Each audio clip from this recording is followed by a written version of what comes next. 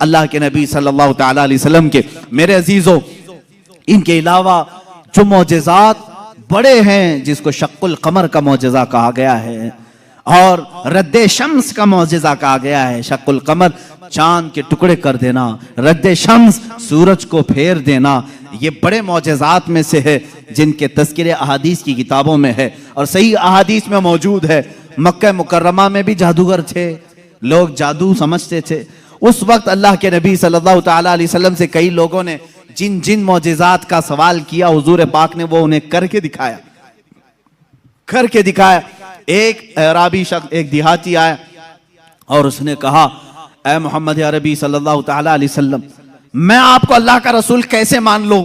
मेरी अकल है, आप किसी उस्ताद के पास नहीं गए, मैंने कभी आपके मुतालिक सुना नहीं कि कोई उस्ताद आपको पढ़ाया, फिर भी आपके जुबान से जो अल्फाज निकलते हैं वो कमाल के हैं। बहरहाल मैं आपको अल्लाह का रसूल कैसे तस्लीम करूं? हुजूर पाक सल्लल्लाहु तआला अलैहि वसल्लम ने उससे पूछा कि क्या मैं तुझे ये सामने वाले दरख्त से कहलवा दूं कि मैं अल्लाह का रसूल हूं, तू मान लेगा? उसने कहा, हाँ मान लूंगा, दरख्त भला बात भी कर सकता है। हुजूर पाक सल्लल्लाहु अलैहि वसल्लम ने फरमाया, जा उस दरख्त से कह दे अल्लाह के रसूल बुला रहे हैं।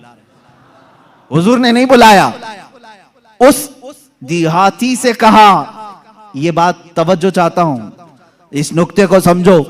हुजूर हुक्म दे, दरख्त आ जाना चाहिए ना। हुजूर ने फरमाया, उस देहाती से जो देखने आया था, जा तू खुद बोल कि अल्लाह के रसूल बुला रहे हैं। वो गया, देहाती दरख्त को मुखातिब करके कहा, ऐ दरख्त तुझे अल्लाह के रसूल बुला रहे। हदीस पाक में वो दरख्त अपने जड़ों समेत बाहर आए, काफी बड़ा दरख्त है और झूमते हुए जैसे पिंडलियों पर इंसान चलता है, बारगाह मुस्तफा में आया और ऐसे झुका जैसे इंसान रुकू में झुकता है। और उसके बाद उस दरख्त से आवाज आने लगी, अशहदु अन्नका रसूलुल्लाह, गवाही देता हूं कि आप अल्लाह के रसूल हैं। अल्लाह के नबी सल्लल्लाहु अलैहि वसल्लम ने फरमाया, दरख्त तो अपने मकाम पर वापस चला जा। वो दरख्त फिर वहीं चला गया जहां था वहीं।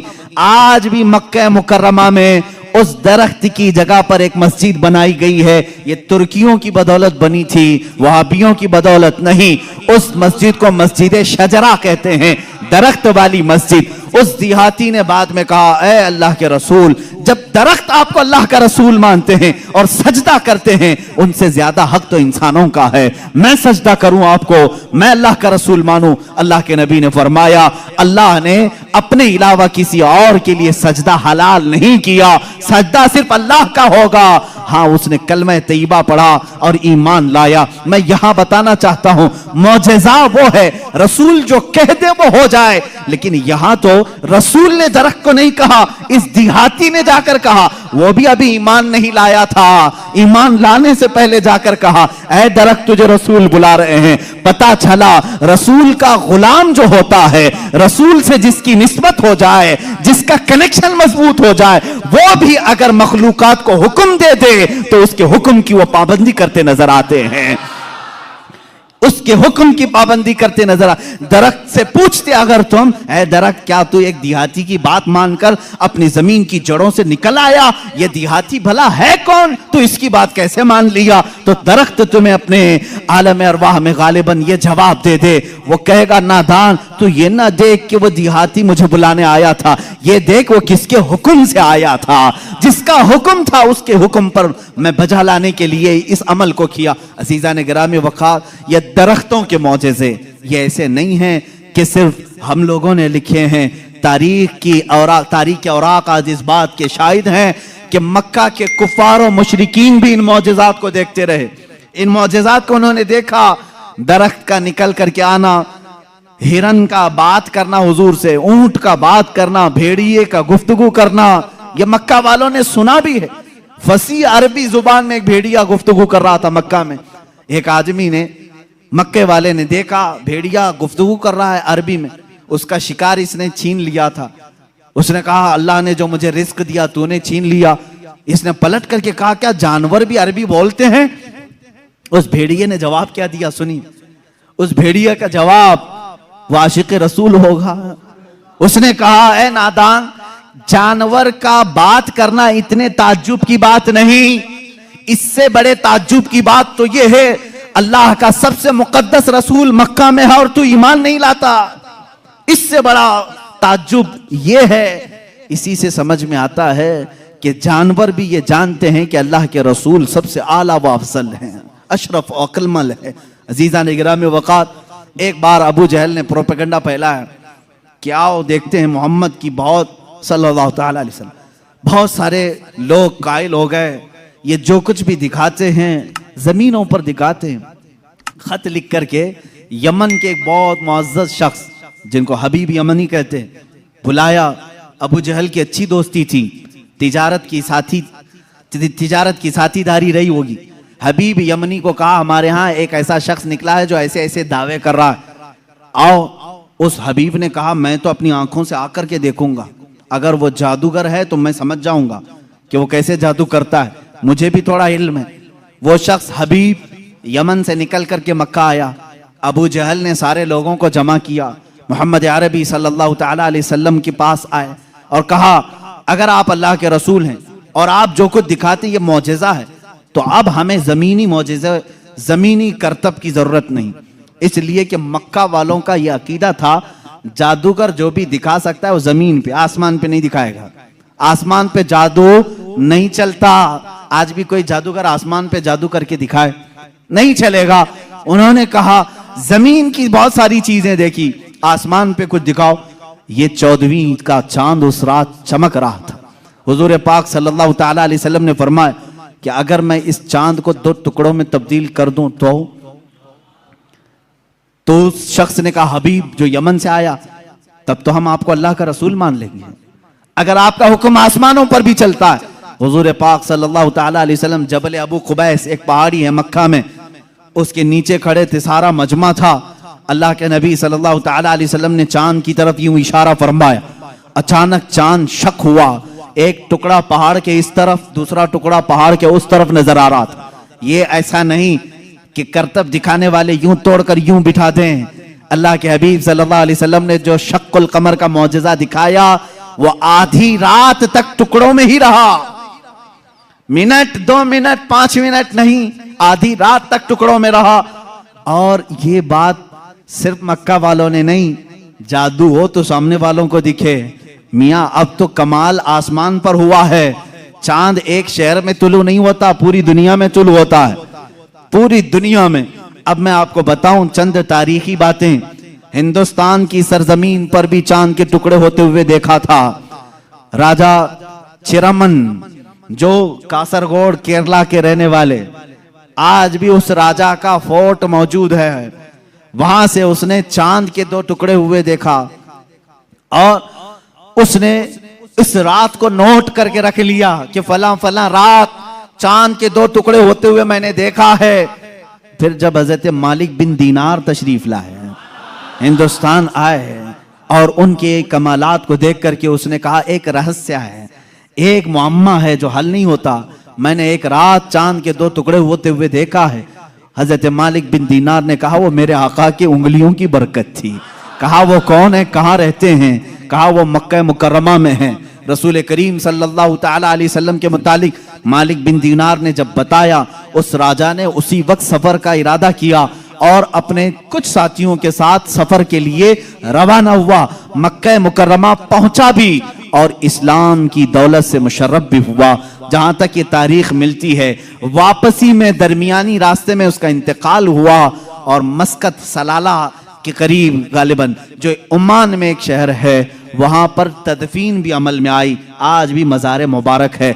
ये तारीख की वो सच्चाइयां मैं आपको बता रहा हूं। सिर्फ मक्का के काफिरों ने मौजज़े शक्कुल कमर नहीं देखा, हिंदुस्तान को भी फख्र है इस बात पर कि हमारे दरमियान से भी, अगरचे वो कुफरिस्तान में रहने वाला राजा, लेकिन बाद में इस्लाम में आकर के उसने हम सब का कफारा अदा किया है। मौजज़े शक्कुल कमर को देखा भी और इनकार नहीं किया।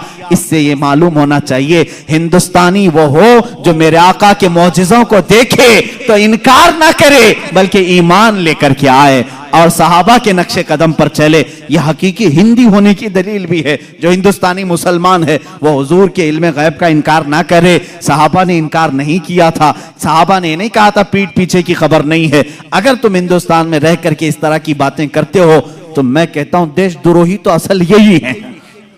सबसे पहले अजीजान गिरामी वकार, अब रसूल करीम सल्लल्लाहु ताला अलैहि वसल्लम के मौजज़े शक्कुल कमर को जो होते हुए हबीब यमनी ने सामने देखा। अच्छा, और एक दूसरी तारीख, चीन में, चाइना में आज भी एक जगह है, एक मस्जिद है जहां पर इबारत तहरीर लिखी हुई है। हमारे पास उसकी एक तस्वीर लाई थी और जिन लोगों ने वहां विजिट किया है उन्होंने भी बताया कि वहां पर तारीख लिखी हुई है चाइना में कि आज की वो रात है कि यहाँ के इलाके वालों ने आसमान पर चांद के 2 टुकड़े होते हुए देखा है। जबकि चाइना में इस्लाम कहाँ आया था? उस वक्त कोई इस्लाम और ईमान वाला नहीं था। उसके बावजूद लोगों ने जो देखा वो दीवार पर लिखा हुआ है। ये तारीख की सच्चाइयां हैं और इसका इनकार कुफ्र है, इसलिए कि शक्कुल कमर का मौजज़ा खुद कुरान बयान कर रहा है। इक्तरबती साअतु वंशक्कल कमर, कयामत करीब आ जाएगी तो चांद फट जाएगा। इसकी तफसीर में फरमाया चांद खुद से नहीं, हुजूर पाक की उंगलियों के इशारे से फटा है। ये मौजज़ा, और उसके बाद हुजूर पाक सल्लल्लाहु ताला अलैहि वसल्लम के इस मौजज़े को देख करके हबीब यमनी ने कहा, अच्छा ये तो हमने देख लिया, लेकिन अल्लाह का रसूल वो है। देखें, अब यह अकीदा है, असल अकीदा। काफिर भी अकीदा ये रखते थे रसूल वो होता है जो गैब की खबरें देता है, गैब की खबरें देता। उसने ये अपनी शिकायत नहीं की, कहा मेरे दिल में एक बात है जो चुभ रही है, क्या आप बता सकते हैं? कौन कहा? हबीब यमनी ने। हुजूर पाक सल्लल्लाहु अलैहि वसल्लम ने फरमाया, हाँ तेरे दिल में ये बात है कि तेरी एक बेटी अपाहिज है, लंगड़ी है और कमजोर है और उसके जिस्म में कमजोरियां हैं पैदाइशी तौर पर, तुझे हमेशा उसका दुख सताता है, काश वो बच्ची सही हो जाए। हबीब यमनी ने कहा, बिल्कुल मेरे दिल की बात आपने बताई, और कलमा तैयबा पढ़ा। कलमा तैयबा नहीं पढ़ा, कहा कि मैं आपको फिर से मुलाकात करता हूं, फिर से मुलाकात करता हूं। अबू जहल बहुत बहकाने की कोशिश करता रहा। हबीब जो है यमन के सफर पर चला गया, वापस गया, इसी शशोपंज में था कि आखिर कोई शख्स मेरे घर की बात कैसे बता सकता है। मोहम्मद सल्लल्लाहु ताला अलैहि वसल्लम यमन कभी इधर आए नहीं, मेरे घर में माजूर लड़की उन्हें कैसे पता? वो यमन इसी शशोपंज में घर आया, दरवाजा खोला तो देखा उसकी बेटी भली चंगी चलती हुई आ रही और क्या कह रही है, ला इलाहा इल्लल्लाह मुहम्मदुर रसूलुल्लाह। हबीब घबरा गया, कहा ए खातून, ए मेरी बेटी, ये तू भली चंगी कैसे हो गई और तेरी जुबान पर ये कलमा कैसे आया? वो कहती है, आज से चंद रोज कबल मैं रात के वक्त आराम कर रही थी बिस्तर पर, दर्द शिद्दत का था, इसी असना में मैंने घर के दीवार पर, घर के दरवाजे से एक नूरानी शक्ल के बुजुर्ग को आते हुए देखा। कहा वो कैसे थे?